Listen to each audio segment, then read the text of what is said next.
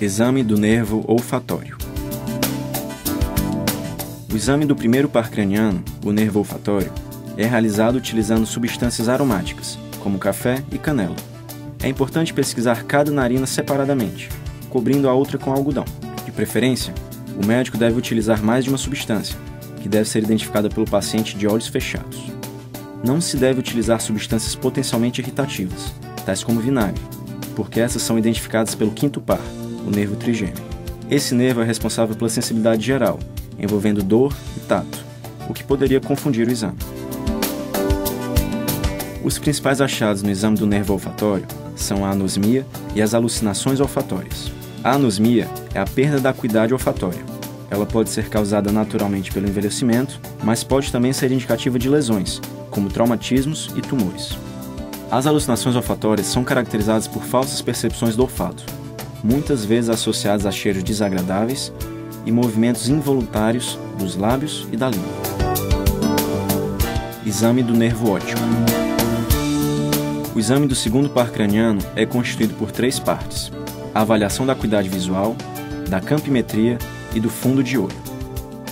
Para avaliar a acuidade visual, é recomendado realizar o teste de Jäger.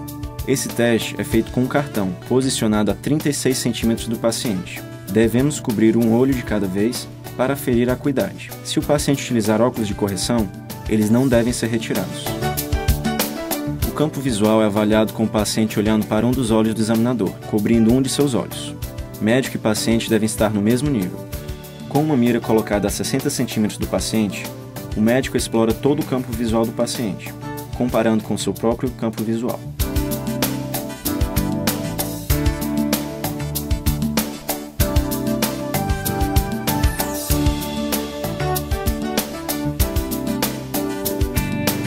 A fundoscopia avalia a retina, os vasos retinianos e a papila, tudo através do oftalmoscópio. A papila do nervo óptico deve ser avaliada cuidadosamente, pois fornece uma informação secundária sobre a existência de hipertensão craniana. Os principais achados são neurite óptica e os defeitos no campo visual. A neurite óptica pode ser caracterizada por lesões do nervo óptico que diminuem a acuidade visual, apesar de não necessariamente existir alteração dos campos visuais periféricos. Os defeitos no campo visual são resultado de lesões que afetam alguma parte do trajeto visual. O tipo de defeito depende do local da interrupção da via. Exame dos nervos oculomotor, troclear e abducente. Por inervarem os músculos que controlam a motilidade do globo ocular, esses 3 pares de nervos são estudados em conjunto. Primeiro realizamos o exame dos músculos extrínsecos. Estando o paciente com a cabeça imóvel, o examinador solicita que ele acompanhe o movimento de seu dedo. Para manter o globo ocular em uma posição harmônica, é importante que não haja predomínio de nenhum dos músculos, seja por paresia ou por paralisia do seu antagonista. Nessa ocasião, pode-se encontrar o nystagmus, movimento involuntário dos olhos, que pode ser horizontal, vertical, rotatório ou misto. Agora realizaremos o exame da mobilidade intrínseca, que tem por objetivo verificar os reflexos pupilares. A contração da pupila que recebeu o estímulo chama-se reflexo fotomotor direto, enquanto que a contração da pupila contralateral é o reflexo fotomotor consensual. Em seguida, manifestando um reflexo de acomodação, as pupilas devem se contrair normalmente quando o objeto é aproximado dos olhos. Exame do nervo trigêmeo. Inicialmente avaliamos a raiz sensitiva através de 3 parâmetros: sensibilidade tátil, sensibilidade térmica e sensibilidade dolorosa. Para a sensibilidade tátil, é utilizado um pedaço de algodão ou um pequeno pincel macio, que deve ser roçado de leve em várias partes do corpo do paciente. Para examinar a sensibilidade térmica, são utilizados 2 tubos de ensaio, um com água gelada e outro com água quente. O médico deve tocar diversas partes com esses tubos, alternando os 2. Já para a sensibilidade dolorosa, é utilizado um objeto pontiagudo não pérfuro cortante, provocando dor sem ferir o paciente. Para a avaliação da raiz motora do nervo trigêmeo, o médico deve avaliar os seguintes elementos: tônus das regiões temporais e masseterianas, assimetria da abertura da boca, debilidade do lado paralisado ao trincar os dentes e dificuldade do movimento de lateralização da mandíbula. É fundamental que esses critérios sejam analisados sempre mantendo em mente a noção de bilateralidade, comparando os dois lados e observando se as respostas são iguais. Exame do nervo facial. Para o exame clínico do sétimo par, só deve ser considerada importante a parte motora do nervo facial, que se divide anatomoclinicamente em dois ramos, temporofacial e cérvico-facial, que são responsáveis pela musculatura da mímica facial. O médico pede ao paciente para fazer os seguintes movimentos: franzir as sobrancelhas, cerrar as pálpebras, mostrar os dentes, abrir a boca, inflar a boca e contrair o platisma. Exame do nervo vestíbulo coclear.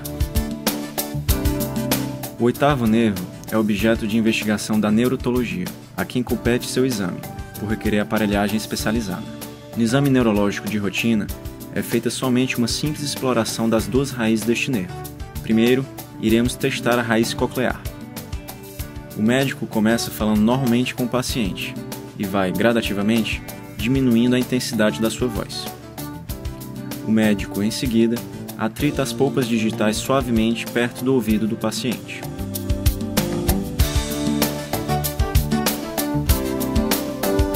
Prova de Rini. Nesta prova, o médico aplica o diapasão na região mastoide do paciente.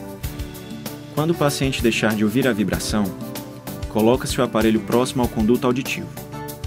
Em condições normais, o paciente acusa a percepção do som, Rini positivo. A transmissão óssea mais prolongada que a aérea significa deficiência auditiva de condução, Rini negativo.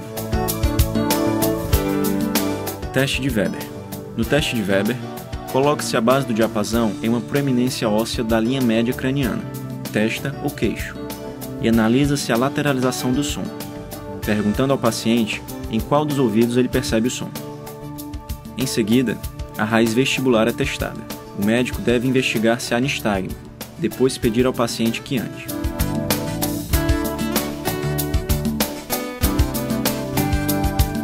As alterações auditivas são representadas por sintomas deficitários, como a hipoacusia, ou de estimulação, como o zumbido, a hiperacusia e as alucinações. Afastadas as causas de diminuição ou abolição da acuidade por transmissão aérea, como o tamponamento por cerúmen e a autoesclerose, as causas mais comuns de lesão da raiz coclear são a rubéola, o neurinoma, a fratura do rochedo, a intoxicação medicamentosa e a síndrome de Meniere. O acometimento da raiz vestibular é reconhecível pela anamnese, quando as queixas do paciente incluem estado vertiginoso, náuseas, vômitos e desequilíbrio. Quando há desvio postural durante a marcha, observa-se lateropulsão, para o lado da lesão.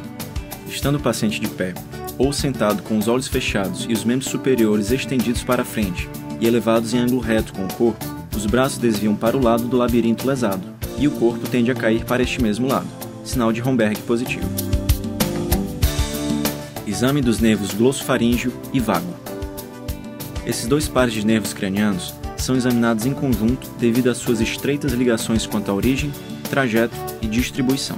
Algumas das funções estão compartilhadas, mas outras pertencem a cada nervo especificamente. A lesão unilateral do glossofaríngeo pode aparecer como distúrbios da gustação do terço posterior da língua, mas esse exame não é habitualmente realizado. Podem aparecer disfagia e, mais raramente, dor.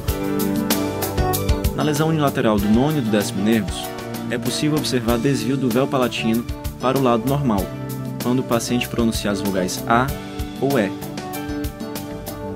A lesão isolada do décimo nervo, envolvendo apenas o ramo laríngeo, determina disfonia. A porção vegetativa do nervo vago não é examinada de rotina. Exame do nervo acessório. Para o exame clínico deste nervo, que é essencialmente motor, interessa principalmente a avaliação do ramo externo, responsável pela inervação dos músculos esternocleidomastoide e a porção superior do trapézio. O médico pede ao paciente para elevar o ombro. Essa manobra tem por objetivo verificar a condição do músculo trapézio. O examinador pede ao paciente para virar a cabeça para um lado e depois para o outro. Essa manobra tem por objetivo verificar a condição do músculo esternocleidomastoide. Exame do nervo hipoglosso. O 12º par, originário do bulbo, é exclusivamente motor e dirige-se para os músculos da língua. Esse nervo é investigado através da movimentação da língua para todos os lados, primeiro no interior da boca e depois no exterior. Em seguida, o médico pede ao paciente para forçar a língua contra a bochecha. Por último, o examinador palpa a língua do paciente para avaliar sua consistência.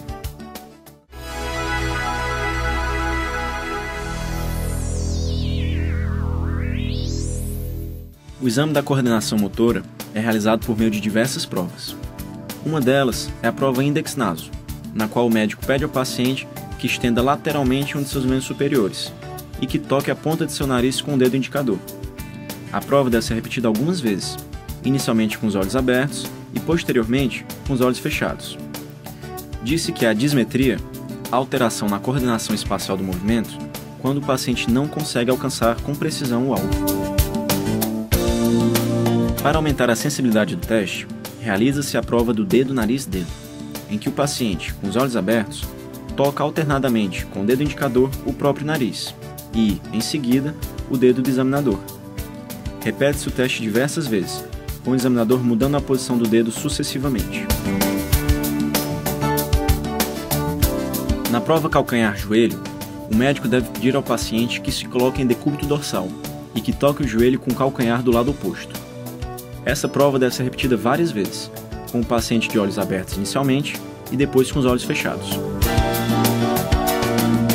Nos casos de discutível alteração da coordenação, o médico deve pedir ao paciente que deslize o calcanhar pela crista tibial após tocar o joelho, que é a sensibilização da prova, de modo a confirmar ou descartar a ocorrência da alteração. A coordenação é também testada pela prova dos movimentos alternados.